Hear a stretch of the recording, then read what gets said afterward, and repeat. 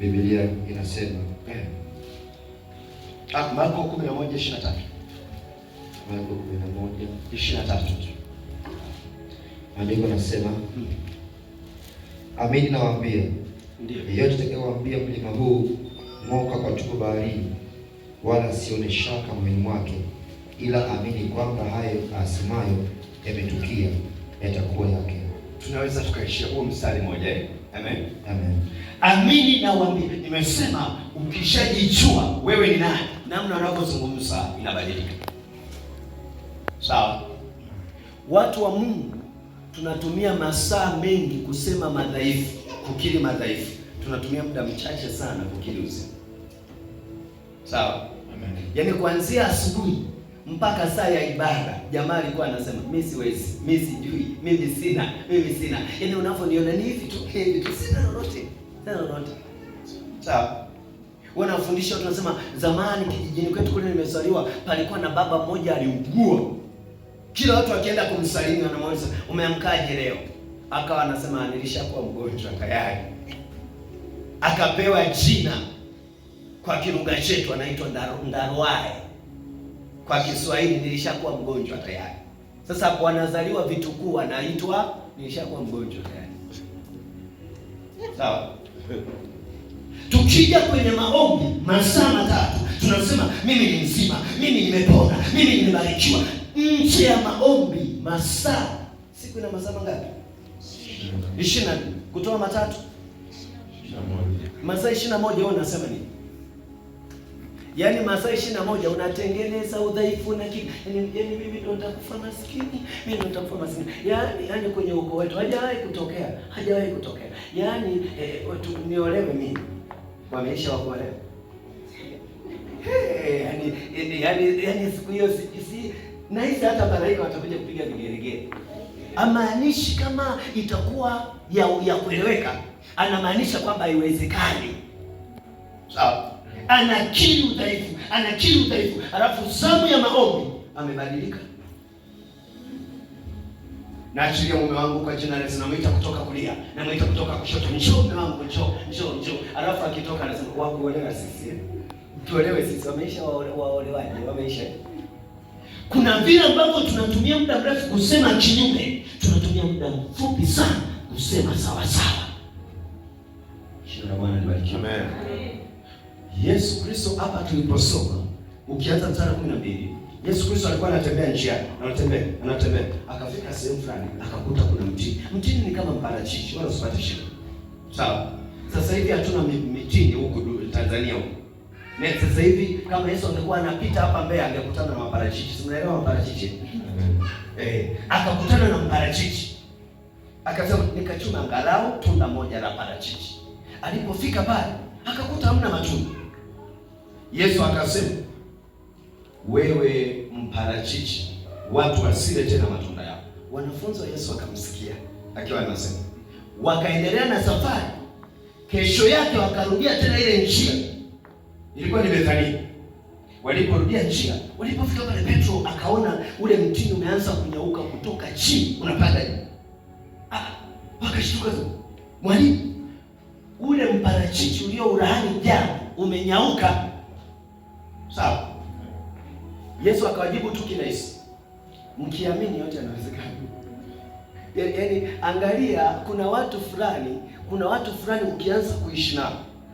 Yaani kwanza watakupandisha pressure, watakushusha pressure. Yaani wewe unakuwa unaona mambo ni makubwa, alafu anaona ni madogo. Sasa tunafanyaje? Sema tulia. Sawa? Amen. Mtu mmoja, yaani nakufundisha, yaani mtu mmoja wako kwenye ofisi, alafu anaona kimbunga kinakuja. Mwaka fulani hapa Tanzania tulipata tsunami. Wangapi mnakumbuka tsunami? Pepo mkali kabisa kule baharini. Ulivuka kabisa ukaja ukachukua nyumba za watu. Sasa namna ile ya upepo. Wakati wale watu wako pembezoni mwa bahari, yule mmoja anaona dirishani, huyu maana yake yuko nyuma hivi. Huyu anaona kule ndio kimbunga kinatokea. Anamwambia mwenzake, kimbunga. Akageuka akasema, kwa jina la Yesu kimbunga, rudi ulikotoka. Akarudi akaendelea kuongea. Kwa sasa tuendelee kujifunza.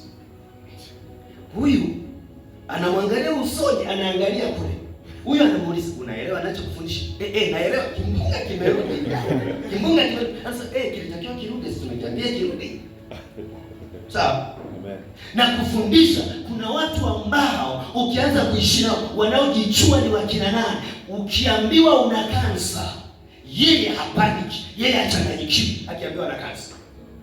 Wakati wao nasema sasa kansa ya figo, kansa inakuaje? Unaitisha watoto, njoni wanangu, njoni, sio kama ilikuwa mapenzi yangu, mirasi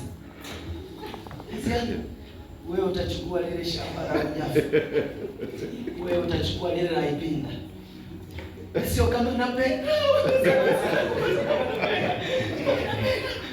na utachukua lile. Alafu anamaliza hivyo, anakuja mchungaji Makunja kufundisha kwa jina la Yesu, kansa toka, anapona. Watoto wanageuka, baba sasa lile la Ipinda mimi watoto wanataka kuniua. Kagawe mahesabu kabla baba suliani. Watu wanagawa mirathi kwa hofu. Nahisi nakufa. Unahisije unakufa? Bwana libarikiwe. Amen. Unahisije unakufa? Shida yako haujajua wewe ni nani. Amen. Bwana libarikiwe. Amen. Watu wakijua wao ni wakina nani. Biblia inasema hivi, aliposemesha mtii hakuomba. Sikiliza, yani ninyi hata kama hujawahi kusoma Biblia, wengi wenu umeangalia filamu ile ya Yesu. Hata kama hujasoma Biblia, watu wamesema Yesu, samaki 3 mikate 5, samaki 3 mikate 5, wakara wanaume 5,000. Wanaume wakiwa 5,000, ninyi mnajua. Nikisema wanaume simameni hapa, mtaona idadi ya wanawake walivyo wengi zaidi yetu. Ndio hivyo ilivyokuwa siku ile kwa Yesu. Na wakisimama wanawake wengi zaidi, watoto nao wasimama. Watoto wanakuaga wengi zaidi ya wanawake. Mnaelewa hiyo hesabu? Amen. Kwa hiyo 5,000 wanaume, 10,000 wanawake, 15,000 watoto. Jumlisha. Utajumlisha baadaye baada ya harusi. Nataka kukwambia hivi, walikuwa wengi. Ndio hicho nataka kukufundisha. Kwa Yesu akasema, tunakushukuru Mungu wa mbingu na nchi utupae chakula. Aliombaje siku ile Yesu? Na geuza hii mikate wale wote hao 5,000. 5,000 30,000. Afadhali yani niko vizuri bwana. Mimi naona harusi itachelewa. Watu 30,000. Yesu anasema, nakushukuru Mungu wa mbingu na nchi utupae chakula. Amen. Wakala watu 30,000. Mikate 3, samaki 5. Shina Bwana libarikiwe. Amen.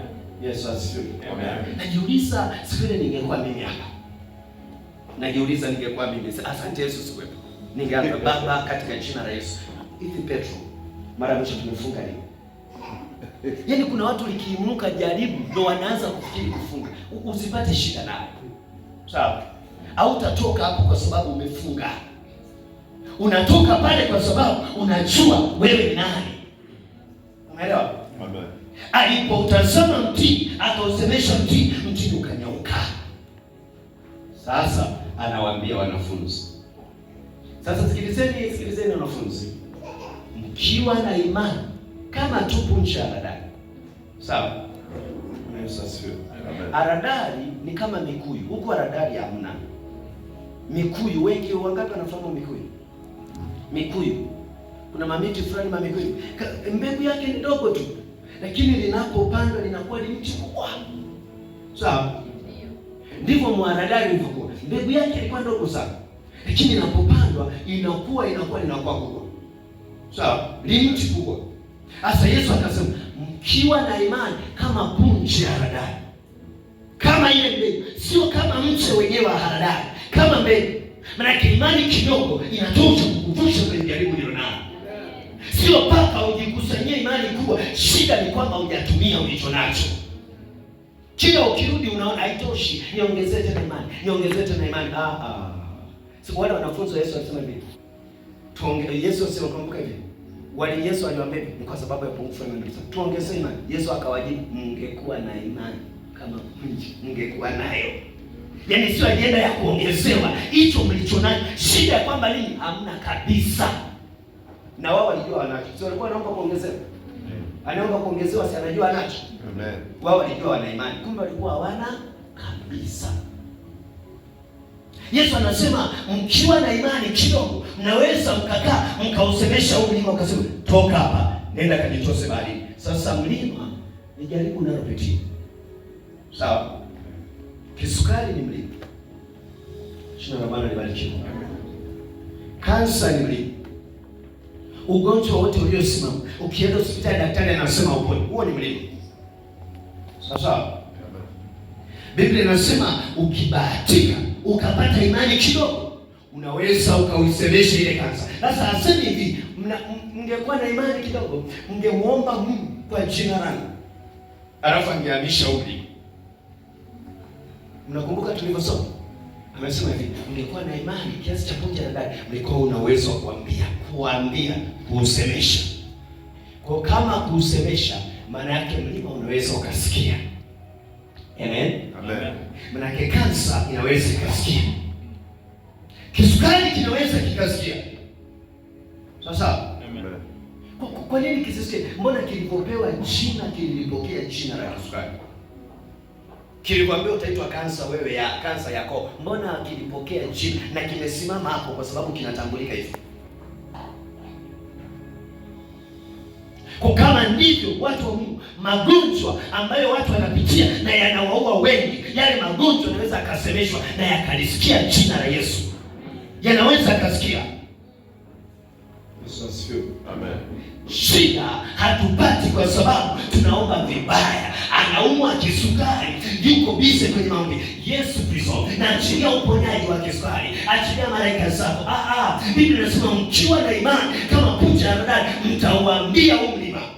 Na kinakuja saa, nasimama kwenye nafasi yangu nasema, wewe kansa, toka hapo uende baharini. Amen. Wewe kisukari, ondoka hapa nenda baharini. Wewe magonjwa ya kurithi, wako watu wanaishi. Siku moja tulienda mahali fulani na mke wangu kumwombea mtu mmoja, tukakuta amepooza. Yule binti katoka kanisani mzima, anatembea njiani, anasema ni kama anakanyaga mchanga, amevaa viatu. Maumivu yakapanda kutoka kwenye nyanga fika kiunoni, akapooza. Tunafika pale tunaona dada karara hapa, tunaona baba naye karara kona hapa. Wote wako sebuleni. Tunamuuliza baba, unasumbuliwa na nini? Kutoka kiunoni hapa mpaka chini hakuna mawasiliano yoyote. Anavouma baba, ugonjwa umehamia kwa mwanae. Yako magonjwa ya kurithi. Sawa? Amen. Ziko tabia za kurithi. Na madaktari wanajua kuna ugonjwa, ukienda hospitali watakuuliza, kuna mtu kwenda amewahi kuugua kitu? Sio waganga wa kienyeji, daktari yule anayetibu pale rufaa. Nilienda na mgonjwa mmoja hospitali, na shangaa daktari, nilimuuliza yule daktari swali, kwa sababu ndio nilimpeleka yule mgonjwa. Sawa? Anauliza, kuna mtu anawahi kuugua kama hivi kwenye ukoo wenu? Sawa? Yale maswali sikutarajia kuyakuta hospitali, nilitarajia kuyakuta kwa baba mchungaji na kwa mganga wa kienyeji. Lakini sasa nimeyakuta wapi? Hospitali. Nikamuuliza daktari, kwani daktari, pana uhusiano gani kati ya anachouma huyu na swali nililouliza? Akasema yako magonjwa huwa ni ya kurithi. Sawa watu wa Mungu? Amen. Viko vitu unaweza ukapitia, ziko ndoa zinaweza zisisimame. Shida sio huyu aliyeolewa, shida ni ndoa zilizotangulia kule nyuma. Shina na Bwana libarikiwe. Amen. Uko masikini sio matokeo ya kutojishughulisha. Uko masikini, shida yake ni roho zilizotupwa kwenye ukoo wenu. Babu, bibi alisema hata kuwepo tajiri kwenye ukoo. Kila ukijitahidi kutajirika, unarudi kwa maskini.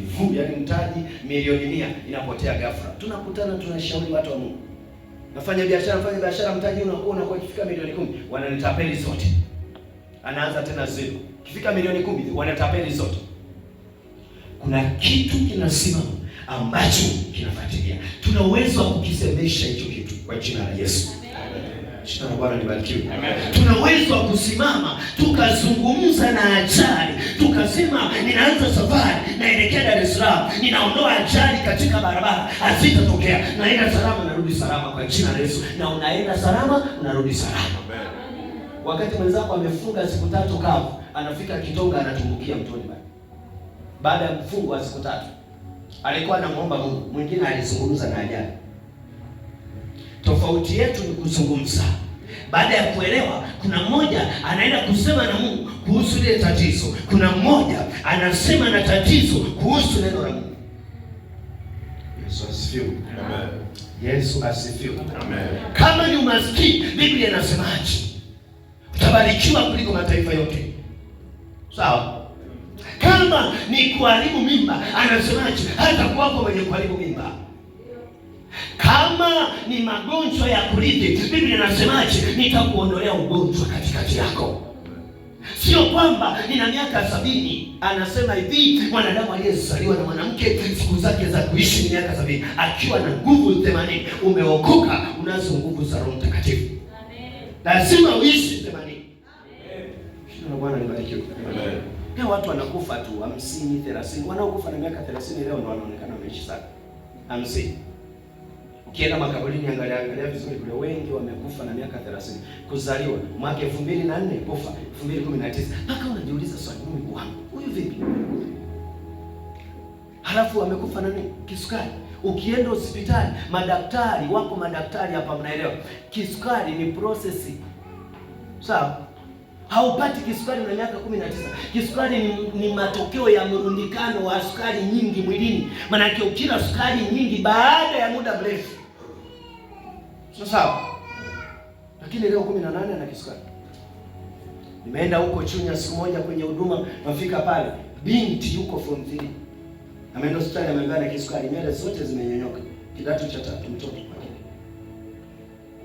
Yeye unamuona mpaka mtoto unamuonea huko. Kwa jina la Yesu toka pepo zikalipuka. Kumbe sio kisukari, ni majini tu. Hospitali wamepima. Shetani kuna wakati anaweza akakuroga, halafu vipimo vya hospitali vinasoma una virusi vya ukimwi. Kumbe huna hata virusi vya ukimwi. Ukitoka hapo unapata pressure. Napataje virusi? Ni yeye tu nikufa. Nini. Unachukua sumu unajimalizia. Ndio hicho alikuwa anataka shetani sasa. Amekuletea ugonjwa ambao utibii ili mwisho wa siku ujiue mwenyewe. Bwana libarikiwe. Amen. Jifunze kuomba. Jina la Bwana libarikiwe. Amen. Jifunze kusema vizuri. Ukishamaliza kusema vizuri, simamia hicho ulichokisema. Usiseme alafu naenda kufuta. Mimi ni mzima kwa jina la Yesu. Nimebarikiwa kuliko mataifa yote. Baada ya hajawahi kutokea tajiri kwetu. Sidhani. Nadhani nitasoma basi. Hata hapa nilipofika darasa la 6, Bwana amenisaidia. Hajawahi kufika mtu la 6. Wewe la 6 Bwana amekusaidia. Wako watu wana degree ngapi huko wewe? Jina la Bwana libarikiwe. Amen. Tufundishe na sisi kuomba. Amen. Amen. Jifunze kuomba. Unapitia hali gani? Isemeshe hiyo hali unapitia. Amen. Unaisemesha nini? Isemeshe neno la nani? Au yaani kuna watu wanaenda kwenye maombi wanatia huruma. Wanahisi eti Mungu atawajibu kwa kutia huruma. Watu wanahisi eti wanalia.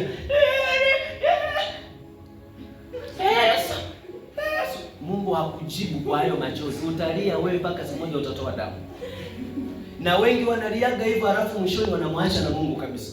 Wanasema Mungu angekuwepo angekuwa ashanijibu. Sawa. Amefunga siku 7 hajapata majibu. Siku 30 hajapata majibu. Amesema sasa sitoki kanisani siku 3 hizi. Siri nitakuwa nalia tu pale, na analia kweli. Asubuhi mpaka jioni. Sio kama anaigiza, pana uchungu moyoni. Mungu hakujibu kwa sababu na uchungu moyoni. Mungu anakujibu kwa sababu ulipopewa habari mbaya, ukaambiwa hivi, nimekupima, ni daktari anatoa taarifa.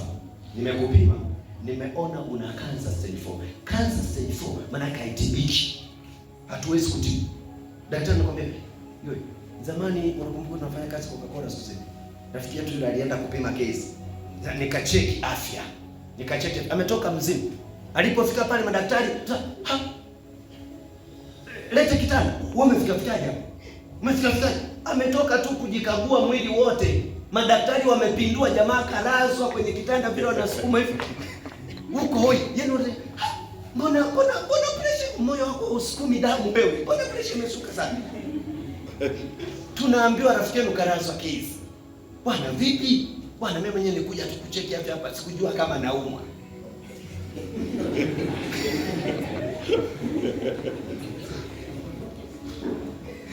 Wewe hajawahi kukukuta. Hajawahi kukuta. Yaani unafika sehemu unaamka asubuhi unakuta kila kitu kimevurugika. Yaani umeenda kulala kila kitu kiko sawa. Unaamka asubuhi kila kitu kimevurugika. Siku hiyo ndio unatamani ungesema kwa jina la Yesu. Kwa jina la Yesu. Yesu hawezi kusaidia lolote. Yesu hawezi kusaidia lolote.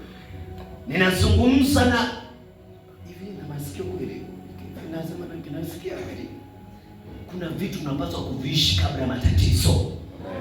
Wakati wa raha ujifunze kusema sawa sawa. Amen. Ukiamka asubuhi unaisemea siku yako. Amen. Ukienda kulala usiku unausemea usiku wako. Amen. Unapoanza biashara unaisemea biashara yako, hapana hasara hapa pana faida, hapana magonjwa kwenye familia, hapa pana uzima, hapana mauti kwenye ndoa, hapa pana usalama. Ukijifunza kusema hivyo wakati wa amani, siku ya kiinuka magumu utasema kirahisi. Amen. Lakini siku ya magumu umelazwa rufaa, unapumulia mashine, wapendwa wao ni wazuri wakiwa wazima. Wewe unapotaka ugawe mahali, wapendwa wanasema usikilize hivyo. Kili neno la Mungu, unakili neno mnaro. Shida neno halimu utakili nini? Jina la Bwana libarikiwe. Amen. Nimalize niseme hivi, tunaombaje? Wakati hizo natufundisha kuomba. Tunaombaje? Sikiliza. Tunaangalia kuna kitu gani kinasimama mbele yangu. Mlima ulio mbele yangu ni upi? Kila mmoja na mlima wake. Sawa? Kuna mmoja ni pressure kushuka, mwingine ya kupanda. Mwingine ni miguu, mwingine ni mikono, mwingine ni uchumi, mwingine ni shule. Kila mmoja ana neno lake anapitia. Kila mmoja. Sawa? Yaani kuna vile wewe ukimwambia mtu, yaani leo nina siku ya 3 sijara chochote. Kuna mtu anakushangaa. Siku ya 3 ujara una matatizo gani? Umeshindwa hata kupita huko nje, uchumi hata michicha huyo. Upike ule, umeshindwa. Hilo sio jaribu lake nikwambie. Na yeye ana la kwake. Sawa? Na yeye ana la kwake anapitia. Na siku akikwambia unasema mambo mengine hata katika kidole kadogo. Yaani amekuja kabisa. Yaani kama mchungaji kama Usame akae pembeni kwanza waniombee mimi kwenye sikio. Mimi sikio ndo kubwa kuliko hapo kakidole. Kila mmoja la kwake ni gumu. Mnaelewa? Kila mmoja la kwake ni gumu. Kwa kila mmoja aliangalia la kwake. Akishaliangalia la kwake, anasema, "Sasa wewe kidole sikiliza." Wewe sikiliza kidole. Nazungumza na wewe kwa jina la nani? La Yesu. Sawa? Unaweza ukanisikia. Kama jamani mtini ulisikia. Sawa? Kwa nini kidole kisisikie? Hizo sema watu wasichume kwako tena tini. Ukakauka. Sawa? Una uwezo wa kusemesha mvua. Shina la Bwana libarikiwe. Juzi nisaidie nishie mfano. Nimeenda Iringa juzi. Nikafika Iringa. Nikafika kwa mchungaji pale. Mchungaji, mbona mahindi yanakauka? Mvua haijanyesha hapa muda mrefu kwa jua kali. Ni msimu wa mvua kabisa. Sawa. Nikafika pale tunamkesha, nikamwambia watu Mungu, tuombe mvua inyeshe. Sawa. Na inyeshe kabla sijaondoka. Nilikuwa nasema ile Ijumaa na Jumamosi, inyeshe mvua kabla sijaondoka. Hiyo ni mvua. Sawa? Hiyo ni nini? Ni mvua. Inyeshe kabla sijaondoka. Tukaomba. Ilikuwa Ijumaa tunamkia Jumamosi. Kwa jina la Yesu naachilia mvua inyeshe. Na ruhusu mvua inyeshe. Mungu kabla sijaondoka mvua inyeshe. Tukarudi saa 12 kutoka kwenye mkesha. Nikalala kidogo nikashtuka saa 4. Saa 9 tunasema ina Jumamosi. Nikaomba tena nikasema Mungu mvua inyeshe kabla sijaondoka. Nilipoomba kwenye saa 7 hivi. Wazo ikanijia. Anza kujiandaa, mvua inaweza ikanyesha au ikakuzuia kwenda kwenye semina. Ikabidi nichungulie nje kupana mawingu huku. Nikachungulia naona mawingu kidogo tu, sio mengi sana. Nikajiandaa. Sasa nina haraka, nimesikia sauti moyoni. Isije mvua ikakuzuia njiani. Sawa? Haraka. Saa 8 niko naanza semina saa 9:30. Saa 8 naanza kutoka. Ile natoka na karibia sehemu tunafanyia semina.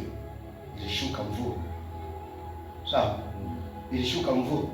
Wale watu wote tuliokaa nao pale wanasema, "Da, mvua mara mwisho imenyesha tarehe 31 mwezi wa kwanza." Ilikuwa tarehe 1 siku ile mwezi wa 3. Sawa? Amen. Tunaweza kusemesha mvua inyeshe na ikanyesha. Amen. Na tunaweza tukaenda mahali fulani watu wanatia vurugu tukazuia mvua. Amen. Sio wako watu wanatiaga vurugu mahali fulani. Unafika hapa unasema adhabu yenu mvua msimu huu haitanyesha. Nitakuja mwakani kuwaombea mvua inyesha. Na unaondoka na inyeshi. Nakumbuka alichofanya Elia. Sinyeshe mitatu isipokuwa kwa neno langu. Sababu wako wengine nao warokole wako smart. Nazuia wao wanaruhusu. Sasa nikizuia najua namna ya kukaza vizuri. Hata ukija kufungua funika macho kidogo na misha kichwa. Na misha kichwa kidogo. Niseme neno dogo kwa ajili yako. Nimesema hivi, inawezekana ni zamu ya harusi. Tutatumia muda mfupi tukajifunganisha harusi hapa. Sio na wasiwasi, mimi ndo msaidizi kwenye harusi. Muda mfupi. Sekunde chache. Nimepata zamu ya kuzungumza na wewe. Inawezekana ni mara yangu ya kwanza kabisa unanisikia. Mara yangu ya kwanza kabisa nasema na wewe. Dakika chache. Dakika tu chache.